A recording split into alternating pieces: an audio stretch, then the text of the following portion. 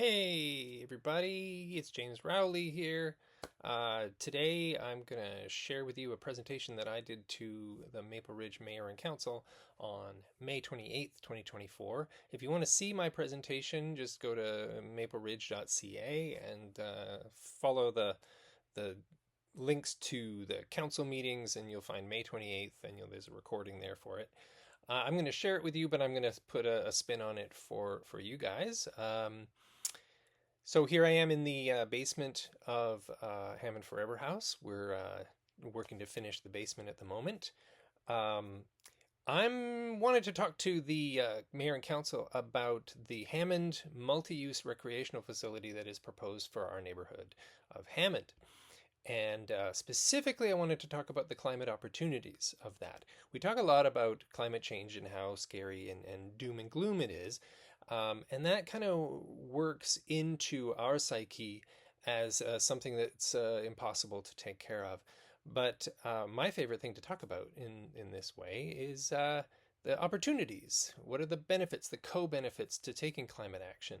If we meet our greenhouse gas emission targets, we also decrease health risks from all the pollutants in the air. We also make our communities happier, healthier in many ways.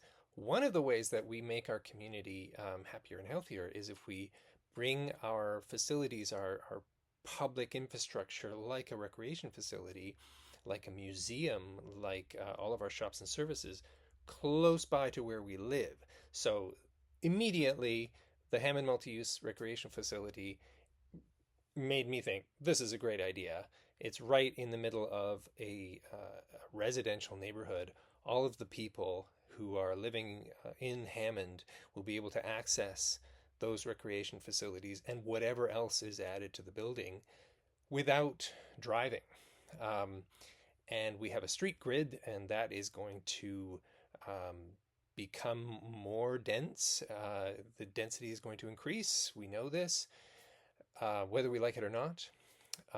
There is opposition to it.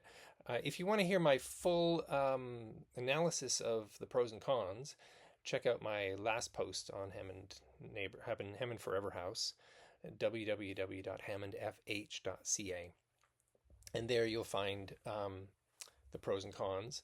Let me just go through my presentation to council about the climate opportunities. Um, Obviously, I think that this comprehensive facility close to where people live, accessible by transit, walking, or rolling, filled with services benefiting and celebrating all the diverse people in Maple Ridge, is essential to the vision of Hammond as a healthy neighborhood. Um, then we may add things like the Maple Ridge Museum, definitely truth and reconciliation considerations, respite for residents suffering at home in a heat wave or a cold snap, um, a little compassion for neighbors who are going through tough times, and suddenly we get this really incredible place that can bring the whole community together. So, yes, I'm in favor of building it, and I do acknowledge the concerns of those opposed. A lot of the concerns seem to be, however, about wanting to keep our neighborhood the way that it is. And this is at the heart of a lot of the feelings of NIMBYism, is like, I like it the way it is, I don't want to change it. However, this facility is not going to change the community except in positive ways. The negative changes that we are so afraid of, in my opinion, are about the market forces. People are moving here, and they are taking those small houses that we love and those with all the green space around them, and they are knocking them down and building bigger ones to the maximum they're allowed, and they're perfectly within their rights to do that. So we don't have control over that. City council doesn't, the provincial, federal government, nobody has control over what people do. How free do we want our country, right? Is it a free country or not? We can have some reasonable restrictions, but it is a free country. So my point to council was, yes, there will be disruption and short-term hardship when they build this facility. My message to the council was just to make sure it's worth the trouble. So if we're going to do it, let's do it right. right? So specifically, what I wanted to say is that there are opportunities in this project specifically related to fighting climate change, which I hope the City Council will adopt as goals, personal goals, because they're the vision. They're the ones who are responsible for the vision of our community, right? So here are 5 goals, which I think maybe they haven't considered, which will save money and save the planet. Okay, so Hammond Recreation Center goals. Number 1, the facility uses 100% renewable energy. Duh. Number 2, the ice rink heats the pool. Great idea, and it's done all over the place these days. Number 3, the facility heats the community. That's something that is a little new idea to a lot of people, but it's also an old idea. People can leave their cars at home. This is really key. And finally, the provincial and federal governments fund the project. Where do we get the money for this upfront cost? Well, there is funding available. All right. So, oh, there's me again. I'm actually at the. When you look at me down there, I've climbed a pear tree and I'm looking backwards to the house with the solar panels on it. So, I wanted to share who I am and where I get these crazy ideas. So this is a little bit of information about Hammond Forever House. My wife Leanne and I have lived here since 2007. It was built 101 years ago by Carl Whitehead, Leanne's grandfather. And we started a deep retrofit, as you might know, in 2015. And now we're 100% fossil fuel free. So yay for us. What I mean by that is on the next slide. So I can now say that we're 100% fossil fuel free, and 1 year, we've had a solid year of being 100% fossil fuel free. In May last year, we traded in the second car we had, which was Leanne's mom's beloved 2001 Volvo, for a second EV. So now we can say that we're paying for 100% electric lifestyle for a family of 4. And how much does that cost?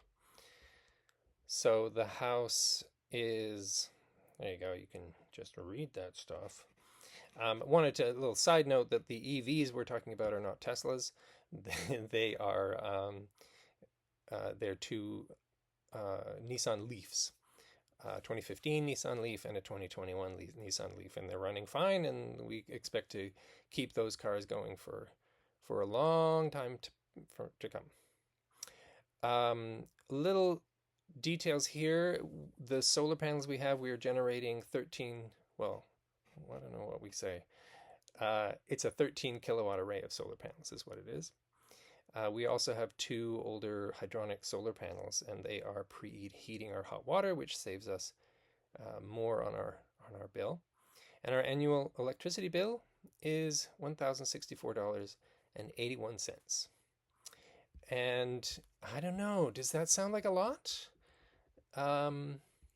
If it sounds like a lot, consider that in 2022, for the whole year, we paid $1,400.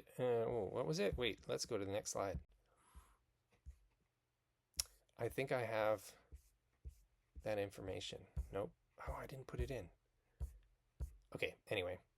About $1,400 we spent just on gasoline for that Volvo. On this slide, I wanted to geek out a little bit. Rough numbers from BC Hydro. We do not have battery storage for the solar panels, just to be clear about how our system works. And this is pretty common, and I would recommend this is the way to go. If you're on the grid, that means if you have a connection to the power grid, you're not in a cabin in the woods somewhere with no electricity power connected. So we don't have a battery storage. Whatever power we generate that is not used by the house in that moment is shared with BC Hydro. So what's really nice is that there is no price difference between the power that we send to the grid and the power that we receive from the grid. So that's what I'm showing here. In that 1 year period, we used 12,821 kilowatt hours of electricity, and we sold 5,933 kilowatt hours. So all they do is subtract that, and they bill us for for what we used. So this is called net usage. This is called a net metering agreement that we have with BC Hydro. So that 6,888 kilowatt hours over the course of that year, I just roughly added up our bills. I just took a look at our monthly statement, and it came to 1,064.81. The savings there, I wouldn't put too much onto that. I just did a simple calculation of how much if we hadn't generated that, how much that power would have cost, $917. But there's kind of a few different variables to that. So definitely $1,065 is what we paid. And that's kind of ridiculous, isn't it? How fast this is going to be for us to pay off. So this is the central question. When people talk to us about this renewable energy, how much money we're investing in insulating, you can see the super insulated walls back here. How long is it going to take you to pay this off? It's a difficult question to answer. But key to that is if anyone, any homeowner has the money and has the credit, like we did, we had a property to borrow against to fund this, that's the kind of savings that you're looking at.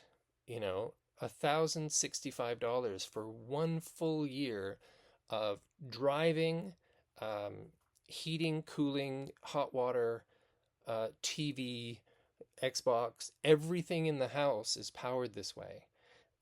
We have an electric barbecue. We don't have propane. We don't use fossil fuels for anything for 1 year. So if you're going to think how much we're saving, you have to kind of compare it to, well, if we had gasoline cars, how much in gas would we be paying? How much, if we had natural gas, all this stuff. That's why it's a little bit of a complicated question.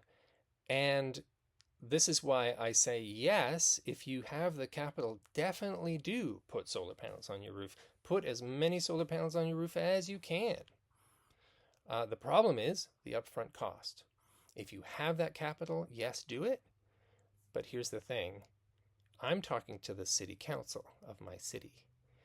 And I know it, because I was able to do this, that it's a responsible thing to invest in renewable energy and energy efficiency and save and get off fossil fuels. It's responsible because in the medium term, it pays off. And cities and governments should not be run like businesses or should not be run by households. A lot of times we're comparing households to governments. But no, governments have a responsibility to look further into the future and stimulate economies and, invest in economy in the way that will build a future and save us money in the future, as well as health outcomes and all this other stuff, right? So if you're a city government, these goals are crucial and they just make sense. So here's the goal number 1 that I spoke about, that I want the city council to look at. 100% renewable energy. This is a no-brainer. In fact, the Clean BC Roadmap to 2030 sets these goals: that all new buildings in BC will be zero carbon. All new space and hot water equipment will also be at least 100% efficient. Notice that 100% efficient immediately eliminates the possibility of using fossil gas to heat. fossil gas, called natural gas. All of that equipment is not 100% efficient. Only electric, really, infrastructure is 100% efficient. Now, which way I point? That way. Okay, so over there on the roof there, that is uh, that is the new REC Center on the traditional territory of the Statim Nation in Lillooet, BC. That's 100 kilowatts of solar PV energy system. Notice that on Hammond Forever House we have 13 kilowatts. That's 100. 228 solar panels. And you can see that they just took the roof space they had and they put as many solar panels as they could fit on it. Because it's a little tricky electrically in terms of the wiring and inverters and things to add more later. So put as many as you can and then watch them go. I'm saying this is responsible because those panels, just like mine, will be generating power for 30 years. And at 30 years, they don't just die. They just become a little less efficient, right? So it's going to keep generating power for decades. You are going to get that money back. What a great investment. Then down below right here is a little basic drawing of a geothermal system. Heats in the winter and cools in the summer because the earth remains a constant temperature. Just go down a little bit and there you get heat in the winter and cool in the summer. Geothermal makes sense for new construction because you're already digging a hole. So unlike some retrofits, you're excavating the Hammond Recreation Center. You're already digging a hole, so put some pipes in there. Recent example of this is the Lynn Valley Care Center in North Vancouver, which uses a hybrid geothermal and solar system. And this works really well. These two things that you can see on this illustration work very well together. The solar panels generate electricity, which powers the pumps for the geothermal. Now, how long is this going to take to pay itself off? Well, in the Lynn Valley Care Center example, it has paid its capital. Oh, it's already done. It's paid its capital cost in 5 years and continues to save on energy cost. And then, of course, reducing the carbon footprint. Okay, goal number two. I'm down here now. This goal is a no-brainer. These pictures are from Chilliwack, BC, where a heat recovery system now takes waste heat produced by the Chilliwack Coliseum over there and uses it to help heat the pools, hot tubs, and dehumidifiers in the Chilliwack Landing Leisure Center. $945,000. This was a retrofit. That's how much it cost to retrofit. And it received a total of $700,000 in funding support from FortisBC and BC Hydro. The project is expected to reduce carbon dioxide emissions by 55% and save more than $72,000 per year in energy consumption costs. Again, payback for the city, likely less than 5 years.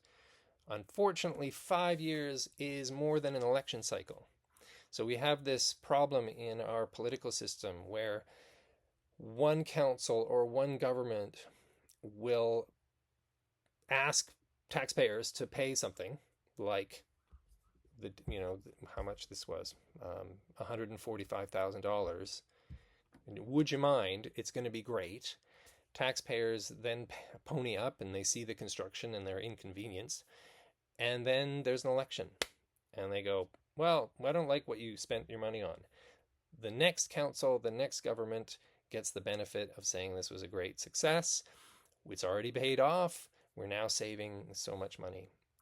At this point, I wanted to say you can look on the mapleridge.ca website, look for their Green City Plan or their Climate Action Plan, and you'll see that they can project in 2030 a savings of $60 million per year off of meeting their climate goals,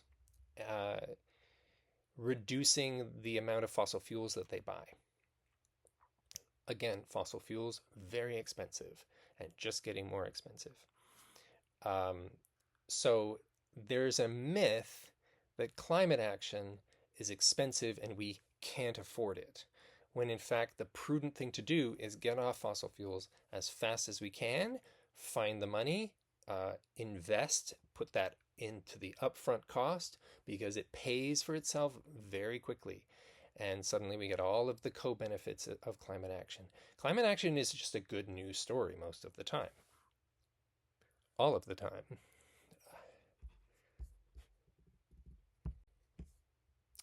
Goal number 3.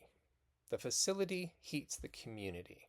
This is district heating and cooling. Not a new idea. These networks bring heating and air conditioning to many buildings at once, potentially entire neighborhoods or communities. And what I've got pictured here is the proposed site of the Hammond community energy, the Hammond recreational facility that's proposed. That little the black arrow there, and you can see all the residential buildings around there. This area, the orange that you can see there, is the zoning for increased density. That's townhouses. The yellow area is single family, but also now here's what's coming is laneway houses and mother-in-law suites. Those are available, and we can expect in the future, as a community building as well as a climate change fighting measure, that this community will densify. The dark red at the bottom is the commercial district. So there's potential for this site and the geothermal system that could be put in here to overproduce and generate enough power to heat homes and buildings around here. That's the idea, right? Right up here is another map. It's just sort of a satellite image. You can see where the houses around the proposed site. So typically the district energy, district heating and cooling networks, they work with a network of underground pipes that exchange heat with buildings, using water to carry heat inside in the winter and remove heat in the summer. There have been district energy hubs in Vancouver for over 50 years, for example. And that's what I'm hoping the city council will ask staff to look into this. Can we do this here? Now, that sounds like an outlandish idea, right? So if you think it can't be done, I just wanted to point out that people are doing it in colder places than Maple Ridge. This is the Drake Landing community, the solar community in Okotoks, Alberta, where solar energy is stored underground and used to heat homes in the winter. Somebody pointed out to me that this project, James, not a great example, because it's, they're now adding backups to the backups, and they're not going to be able to continue with this particular form. So just to point out that this project is a 2005 project.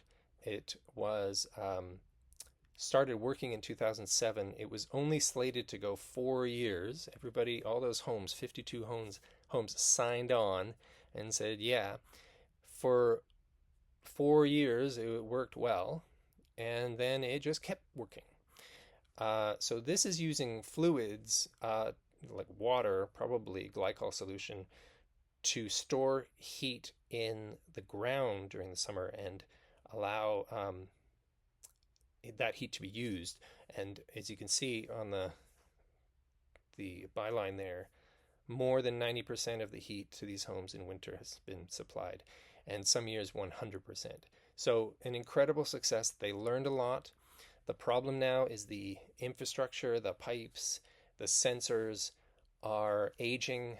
They can't get replacement parts. People aren't making these things anymore, these little parts, because it was a pioneer. And another thing that they're not saying, which I think I'm reading between the lines, is they're unable to get funding to replace or retrofit. So where would they get funding from? And if you think of the current government in Alberta, I think that this may be a political question. The current Alberta government is really clawing back a lot of the progress that Alberta made towards renewable energy. Um, so I think it's partly a political problem. Incidentally, a lot of the reason why these early solar projects were hydronic, meaning they used water glycol solution to capture heat, was because photovoltaic systems that generate electricity, those panels were just really expensive at that time, just prohibitively expensive. They have now come down in price. So a lot of times if you're actually doing a solar project on this scale, it's going to be photovoltaic panels. It's not going to be hydronic. And what I would propose for Hammond, just making sure that the experts and the engineers and the staff really look carefully about what would be best for Hammond, would be geothermal, because you're digging a hole. You would get the energy from the ground without using fluids from solar, and that might solve some of the problems. Okay, so one more goal, right? Oh no, two more goals. Goal number 4: people can leave their car at home. So my point to council here was just to show them a couple of their maps from the Maple Ridge Strategic Transportation Plan. On the far left is the proposed long-term transit network. That nice red line is the rapid bus that's coming in pretty soon. And then we've got minor bike routes, and then we've got our West Coast Express commuter train coming through. And then right above me here is the proposed cycling network. I think the solid lines are existing bicycling networks.